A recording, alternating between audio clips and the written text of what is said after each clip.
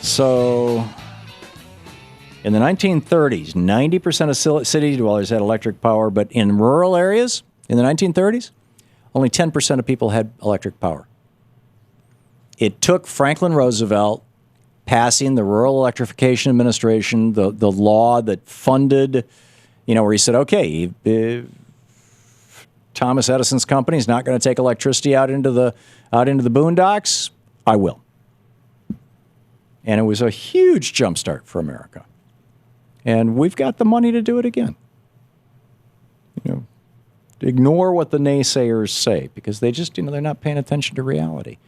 Jim in Bloomingdale, Michigan. Hey, Jim, what's up? Yeah, when those high tax rates, they were also sweetened by all kinds of write-offs and deductions for good reason. Now they got their income tax or their tax rate down to 15%, and they still have all those write-offs and deductions. Yep. That's why they don't pay any taxes at all. Yeah, that's... The reason I called was you said that investing in the power grid and infrastructure would create jobs. Yes. Well, that's why the Republicans block it. Of course. Creation of middle-class jobs, that's the last thing they want. You're right. You're absolutely right. They do not want a strong middle class because a strong middle class is A, politically active, and B, typically democratic with a big D.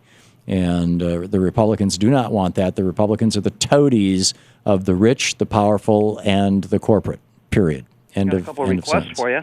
Say what? I got a request here. What's that? Could you always call it the Reagan-Bush debt? Because they're the ones who ran it up. No one ever calls it what it is. Yeah. Reagan tripled the national debt, and then George W. Bush and George Bush Sr. pretty much doubled it again.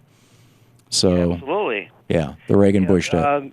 Speaking of surveillance, there was a ruling, a Supreme Court ruling back in the 30s, I believe, where I think it was wiretapping J. Edgar Hoover wiretapping the mafia or whatever it was, and Justice Brandeis, in a dissenting statement, said that he could foresee the day where the government or whoever could go through a man's files and his effects without ever having to enter his house. Right. And that was one of the more amazing statements I've ever read. Yeah. He was a prophet. If that's the case, he absolutely was. Jim, thanks for the call. Excellent point.